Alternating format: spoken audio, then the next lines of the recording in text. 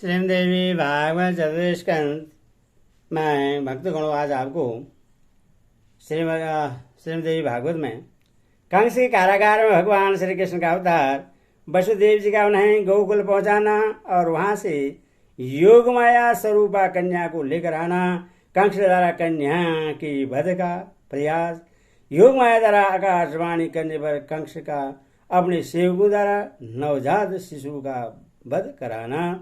यह कथा आज आपको भक्तगणों सुनाऊंगा। इसको पूरा सुने और इस वीडियो को लाइक एंड सब्सक्राइब जरूर करें। कथा सुनिए। व्यास जी बोले, हे राजन, उग्रसेन पुत्र कंस के द्वारा देवकी के 6 पुत्रों का वध कर दिए जाने पर तथा 7वां गर्भ गिर जाने के पश्चात वह राजा कंस नारद जी के कथनानुसार अपनी मृत्यु के संबंध में भली भांति विचार करते हुए सावधानी पूर्वक 8वें गर्भ को गिरने से बचाने का प्रयास करने लगा। उचित समय आने पर भगवान श्री हरि अपने अंश के साथ वसुदेव में प्रविष्ट होकर देवकी के गर्भ में विराजमान हो गए। उसी समय देवताओं का कार्य सिद्ध करने के उद्देश्य से भगवती योग माया ने अपनी इच्छा से यशोदा के गर्भ में प्रवेश किया। कंस के भय से उद्विग्न होकर गोकुल में काल सेम कर रही वसुदेव भार्या रोहिणी के गर्भ से पुत्र रूप में बलराम जी प्रकट हो चुके थे। तदंतर कंस ने देववंदिता देवकी को कारागार में बंद कर दिया और उनकी रखवाली के लिए बहुत से सेवक नियुक्त कर दिए। अपनी पत्नी देवकी के पुत्र परवश की बात को ध्यान रखते हुए तथा उनके प्रेम पास में आबद्ध रहने के कारण वसुदेव जी भी उनके साथ कारागार में ही रहने लगे।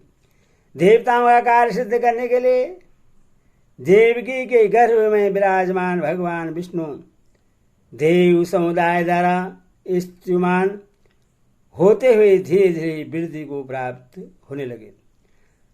श्रवण मास में 10वां महीना पूर्ण हो जाने पर भाद्रपद मास के कृष्ण पक्ष में रोहिणी नक्षत्र युक्त शुभ अष्टमी तिथि के उपस्थित होने पर भय से व्याकुल कंस ने सभी दानों से कहा कि आप लोग इस समय गर्भ कक्ष में विद्यमान देवकी की रखवाली करें।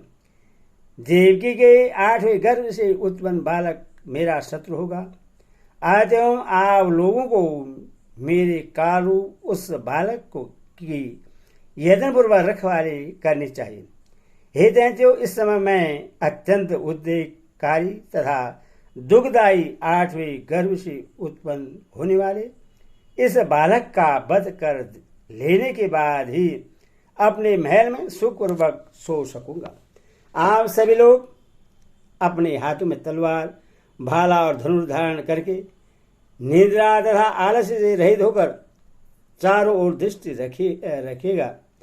व्यास जी बोले, उन दैत्यों को यह आज्ञा देकर भयाकुल तथा चिंता के कारण अति दुर्बल दानव कंस तत्काल अपने महल में चला गया, किंतु वहां भी वह सुख की नींद नहीं सो पा रहा था। तत्पश्चात मध्यरात्रि में देवकी ने वसुदेव जी से कहा, महाराज, मेरे परवश का समय आ गया है, अब मैं क्या करूं? यहाँ पर बहुत से भयंकर राक्षस नियुक्त हैं। यहाँ आने के पूर्व नंद की पत्नी यशोदा से मेरी यह बात निश्चित हुई थी। उन्होंने कहा था, हे माननी, तुम अपने पुत्र को मेरे घर भेज देना, मैं मन लगाकर तुम्हारे पुत्र का पालन पोषण करूंगी। कंस को विश्वास दिलाने के लिए मैं तुम्हें इसके बदले अपनी संतान दे दूंगी। अतः हे प्रभु, इस विषम परिस्थिति में अब हमें क्या करना चाहिए? हे सुरतनी, आप इन दोनों संतानों की अदला बदली करने में कैसे समर्थ हो सकेंगे? हे कांता, आप अपना मुख फेर कर मुझसे दूर होकर बैठिए। क्योंकि दुस्तर लज्जा के कारण मैं संकोच में पड़ रही हूँ। हे स्वामिनी, हे स्वामिन, इसके अतिरिक्त यहाँ कुछ विशेष कर ही क्या सकती हूँ।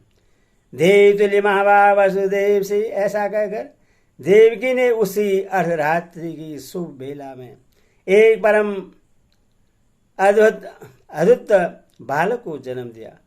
उस सुंदर बालक को देखकर देवकी को महान आश्चर्य हुआ। पुत्र प्राप्ति के कारण हर्षातिरेक से प्रफुल्लित अंग प्रत्यंग वाली महाभाग देवकी ने पति से कहा, हे कांत, अपने पुत्र का मुख तो देख लीजिए, क्योंकि हे प्रभु, इसका दर्शन आपके लिए फिर सर्वदा दुर्लभ हो जाएगा। काल रूपी मेरा भाई कंस आज इसका वध कर डालेगा। अब तब ठीक है। ऐसा कहकर वसुदेव जी उस पुत्र को अपने हाथों में लेकर अद्भुत कर्मशाली अपने उस पुत्र का मुख निहारने लगे। तब सा अपने पुत्र का मुख देखकर वसुदेव जी इस चिंता से आकुल हो गए कि मैं कौन सा उपाय करूं जिससे इस बालक के लिए मुझे विश्वास न हो। वसुदेव जी के इस प्रकार चिंतामग्न होने पर उन्हें संबोधित करके आकाश में सर्वस्व शब्दों में आकाशवाणी हुई, हे वसुदेव, तुम इस बालक को लेकर तत्काल गोकुल पहुंचा दो। सभी रक्षकगण मेरे द्वारा निद्रा से अचेत कर दिए गए हैं। 8 फाटकों को खोल दिया गया है तथा जंजीरें तोड़ दी गई हैं। इस बालक को नंद के घर छोड़कर वहां से तुम योग माया को उठा लाओ। वह यह वाणी सुनकर उस कारागृह में निरुद्ध वसुदेव जी बाहर की ओर गए। हे राजन, इस प्रकार वसुदेव जी फाटकों को खुला हुआ देखकर बड़ी शीघ्रतापूर्वक उस बालक को लेकर द्वारपालों की दृष्टि से बचाते हुए तत्काल कारागार से निकल पड़े।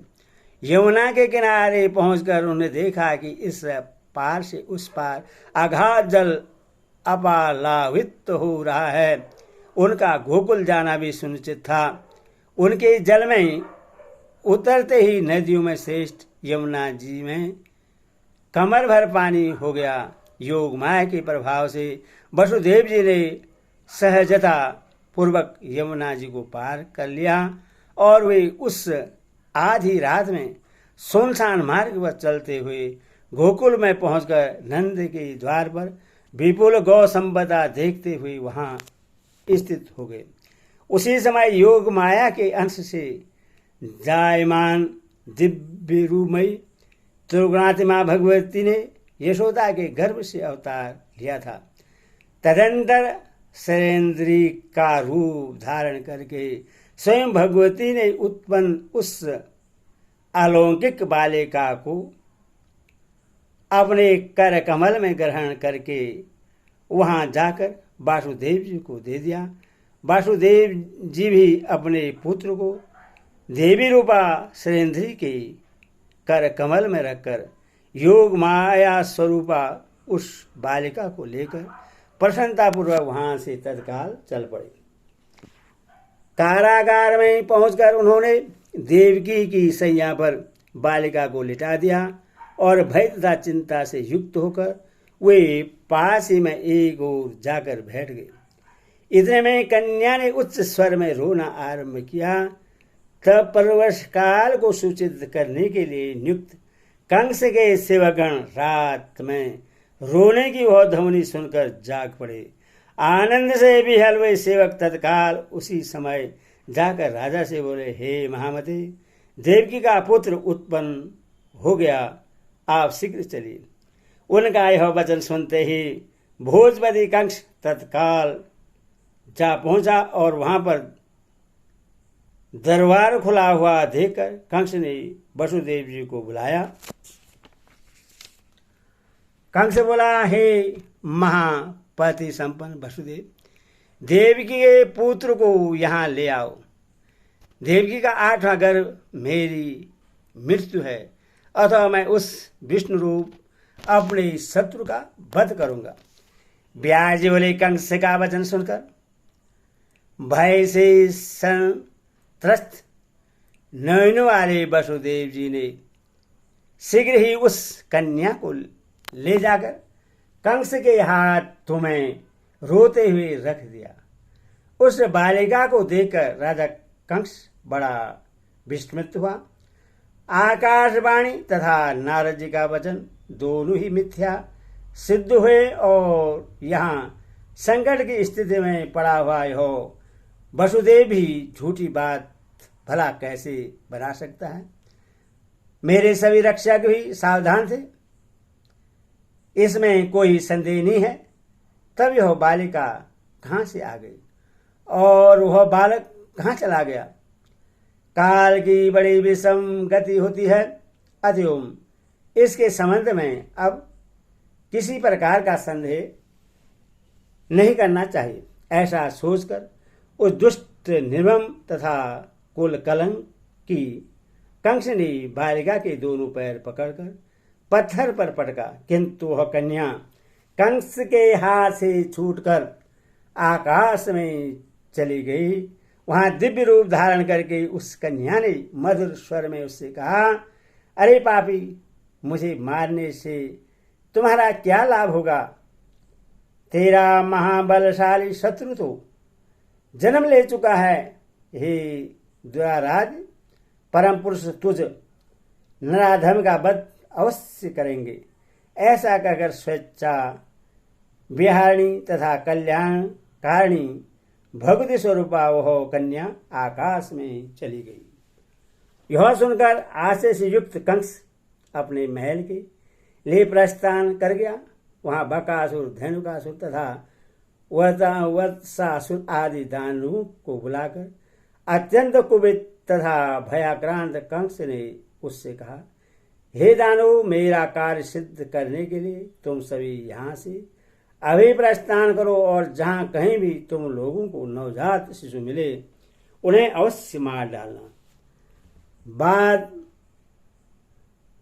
बाल खातिनी यह पूतना अभी नंदराज के गोकुल में चली जाए। वहां शघ परशुत जितने बालक मिले उन्हें यह पूतना मेरी आज्ञा से मार डाले। धेनुक, वत्सक, केसी, पल्लव और भक्त ये समस्त असुर मेरा कार्य सिद्ध करने की इच्छा से वहां निरंतर विद्यमान रहे।